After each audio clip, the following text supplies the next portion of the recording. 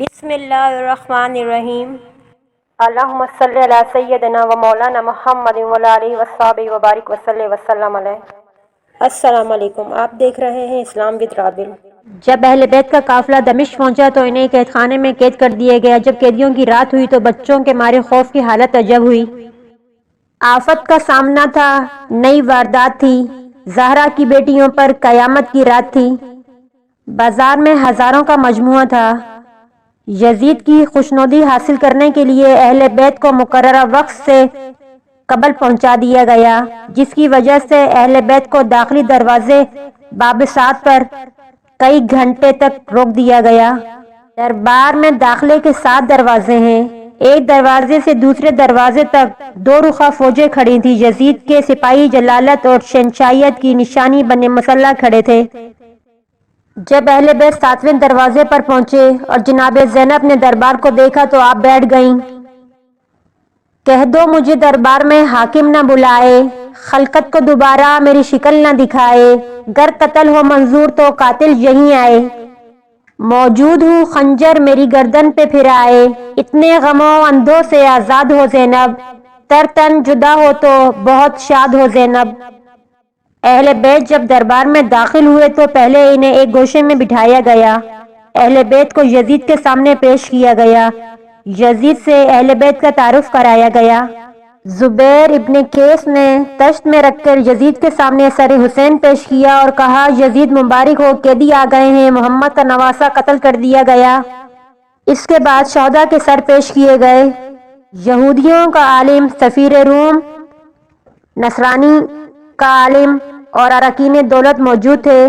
یزید نے سورۃ آل عمران سے اس آیت کو پڑھا۔ ترجمہ: خدا جس کو چاہتا ہے ملک دیتا ہے اور جس سے چاہے ملک لیتا ہے، جس کو چاہتا ہے عزت دیتا ہے، جس کو چاہتا ہے ذلت دیتا ہے۔ جناب زینب نے یزید کو مخاطب کر کے کہا، آیت کو اپنے مطلب کے لیے استعمال مت کر، اس وقت تیرا اس آیت کو پڑھنے کا کیا مطلب ہے؟ اس کے بعد آپ نے اپنا تاریخ ساز خطبہ ارشاد فرمایا۔ بی بی زینب علیہ السلام فرماتی ہیں، سب تعریفیں اس خدا کے لیے ہیں جو کائنات کا پروردگار ہے، اور اللہ کی رحمتیں نازل ہوں محمد مصطفیٰ صلی اللہ علیہ وآلہ وسلم پر اور ان کی پاکیزہ عطرت اور اہل بیت پر۔ آخر کار تم لوگوں کا انجام بہت برا ہے، تم نے اپنے دامن حیات کو برائیوں کی سیاہی سے داغدار کر دیا، اہل بیت کے خون سے اپنے ہاتھ رنگ دیے، اپنے خدا کی آیات کو جھٹلایا اور ان آیات کا مذاق اڑایا۔ اے یزید، کیا تو سمجھتا ہے تم نے فتح حاصل کر لی اور آل رسول کو رسیوں اور زنجیروں میں جکڑ کر در بدر پھرانے سے تو خدا کی بارگاہ میں سرفراز ہوا اور ہم رسوا ہوئے ہیں؟ کیا تیرے خیال میں ہم مظلوم ہو کر ذلیل ہو گئے ہیں اور تو ظالم بن کر سربلند ہوا کہ آج تو اپنی ظاہری فتح کی خوشی میں مست ہو کر ہم پر اترا رہا ہے؟ اپنی غلط سوچ پر فخر نہ کر اور ہوش کے سانس لے۔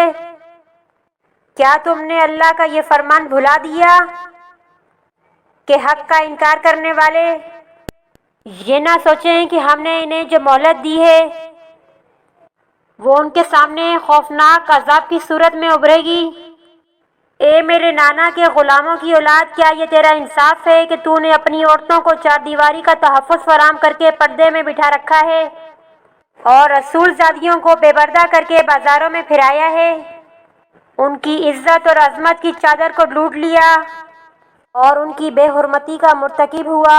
آج تیری جرات اس لیے بڑی ہے کہ ہمارے سرپرستوں کو، ہمارے وارثوں کو تو نے بے دردی سے مار دیا، اور آج رسول زادیوں کے ساتھ ہمدردی اور حفاظت کرنے والا کوئی نہیں۔ اور ہاں، شخص سے بھلائی کی کیا توقع ہو سکتی ہے کہ جس کی ماں یزید کی دادی نے صحابی رسول کے جگر کو چبایا ہو، اور اس شخص سے کیا امید کی جا سکتی ہے جس نے شہیدوں کا خون پی رکھا ہو؟ وہ شخص کس طرح ہم پر، اہل بیت پر رحم کرے گا جو بغض اور عداوت اور کینے سے بھرے ہوئے دل کے ساتھ ہمیں دیکھتا ہے؟ اے یزید، کیا تجھے حیا نہیں آتی؟ تو جوانان جنت کے سردار حسین ابن علی کے دندان مبارک پر چھڑی مار کر ان کی بے ادبی کر رہا ہے۔ اے یزید، تو نے شجرہ طیبہ کی جڑیں کاٹنے کے گھناؤنے جرم کا ارتکاب کیا ہے۔ تو نے اولاد رسول کے خون میں اپنے ہاتھ رنگین کیے ہیں۔ اس کے بعد حضرت زینب رضی اللہ تعالیٰ عنہا نے آسمان کی طرف منہ کر کے بارگاہ الہی میں عرض کیا، اے ہمارے پروردگار، تو ہمارا حق ان ظالموں سے ہمیں دلا دے اور تو ہمارے حق کا بدلہ ان سے لے۔ اے اللہ پاک، تو ان پر اپنا غضب نازل فرما۔ اے یزید، تم نے ہمارے عزیزوں کو خون میں نہلایا۔ اے یزید، قسم ہے اللہ پاک کی ذات کی، تو نے جو ظلم کیا وہ اپنے ساتھ کیا۔ تو رسول خدا کے سامنے ایک مجرم کی صورت میں لایا جائے گا۔ اے یزید، یاد رکھ، اللہ آل رسول کا تجھ سے انتقام لے گا۔ اللہ تعالیٰ کا فرمان ہے کہ تم گمان نہ کرو کہ جو لوگ رائے خدا میں مارے گئے وہ مر چکے، بلکہ ہمیشہ کی زندگی پا گئے اور بارگاہ الہی سے روزی پا رہے ہیں۔ اے لوگوں، یزید کا ساتھ دینے والوں، تم لوگوں کو بہت جلد معلوم ہو جائے گا کہ ستمگروں کا انجام برا ہوتا ہے اور ان کا ٹھکانہ جہنم ہے۔ افسوس تو اس بات پر ہے کہ شیطان کے ہم نوا اور بدنام لوگوں نے رحمان کے پاک باز لوگوں کو شہید کر دیا اور صحرا کے بھیڑیے ان پاک باز شہیدوں کی مظلوم لاشوں کے ارد گرد گھوم رہے ہیں اور ان کے پاکیزہ جسموں کی بے حرمتی کر رہے ہیں۔ بس ہمیں اللہ کی عنایتوں کے سوا کچھ مطلب نہیں اور ہمیں صرف اور صرف اسی کی ذات پر بھروسہ ہے، اس لیے کہ اس سے بہتر کوئی سہارا نہیں۔ حیدر کی خطابت کا نیا روپ دکھایا، ایک پل میں امیہ کا ہے ایوان گرایا، یہ 5 اذانیں تیری چادر کا ہے صدقہ، زینب تیرے خطبوں نے تو اسلام ایک نابینا صحابی بیٹھے تھے یزید کے دربار میں۔ جب سیدہ زینب علیہ السلام کو سنا تو ساتھ والے بندے کا گھٹنا ہلا کر کہنے لگے، یہ تو علی آ گئے ہیں دربار میں، یہ تو علی کی آواز ہے۔ اس شخص نے کہا، علی نہیں، شہزادی رسول ہے، نواسی رسول ہے، علی کی صاحبزادی ہے۔ لہجے میں اثر گھول رہے ہوں جیسے جبرائیل و امین بول رہے ہوں جیسے، اور دربار یزید میں وہ زینب کا خطبہ منبر پر علی بول رہے ہوں جیسے۔ اہل بیت کے اس قافلے کو قیدی بنا دیا گیا۔ امام حسین رضی اللہ تعالیٰ عنہ کے سر انور کو الگ ایک جگہ، شہداء کربلا کے سروں کو الگ جگہ، امام زین العابدین کو الگ ایک قید خانے میں، باقی تمام اہل بیت کو ایک جگہ رکھ دیا گیا۔ اس طرح ایک وقت گزرا اور چھوٹی معصوم بچی بی بی سکینہ اپنے بابا کو یاد کر کر کے انتقال کر گئی۔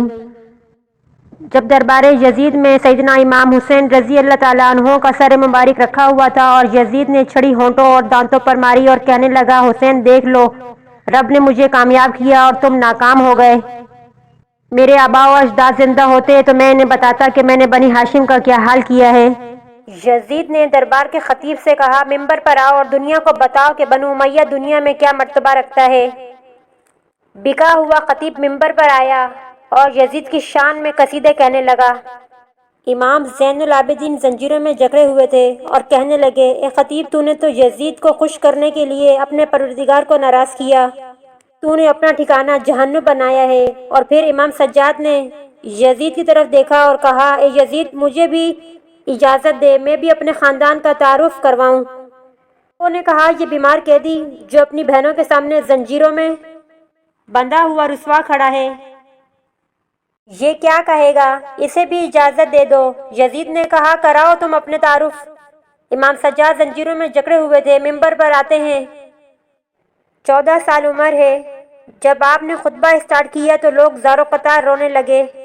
آپ نے اہل بیت کے مناقب جب لوگوں کے سامنے رکھے، اے لوگوں، جو مجھے جانتا ہے اور جو مجھے نہیں جانتا، میں اسے اپنا حسب و نسب بتاتا ہوں۔ اے لوگوں، میں مکہ اور مینا کا فرزند ہوں، میں زمزم و صفا کا فرزند ہوں، میں اس کا فرزند ہوں جس نے اپنی ابا سے حجرہ اسود اٹھایا اور خانہ کعبہ کی دیوار پر لگایا، میں اس کا فرزند ہوں جس کو اللہ نے معراج پر بلایا۔ اے لوگوں، میں اس محمد کا فرزند ہوں جس کو اللہ نے تمام نبیوں پر فضیلت بخشی۔ میں اس کا فرزند ہوں جس پر اللہ اور اس کے فرشتے درود پڑھتے اور بھیجتے ہیں۔ میں اس کا فرزند ہوں جس پر وہی خدا کے سوا کچھ بولتا نہ تھا۔ میں محمد مصطفیٰ صلی اللہ علیہ وآلہ وسلم کا فرزند ہوں۔ میں علی مرتضیٰ کا فرزند ہوں۔ میں فاطمہ کا بیٹا ہوں۔ جب وہ دربار آتی تو اللہ کے نبی کھڑے ہو کر تعظیم کیا کرتے تھے۔ میں حسن و حسین کا فرزند ہوں جن کو اللہ کے رسول کندھوں پر سوار کر کے دنیا کو بتایا کرتے تھے کہ میں ان سے ہوں اور یہ مجھ سے ہیں۔ میں اجر رسالت کچھ نہیں مانگتا سوائے اس کے کہ میری اولاد سے محبت کرو۔ میں اس کٹے ہوئے سر کا وارث ہوں، خون میں رنگین کفن کا وارث ہوں۔ میں اس کا بیٹا ہوں جسے کربلا کی زمین پر قتل کیا گیا۔ میں رسول اللہ صلی اللہ علیہ وآلہ وسلم کی بیٹیوں کا وارث ہوں۔ ہمیں قیدی بنا کر تمہارے سامنے لایا گیا ہے۔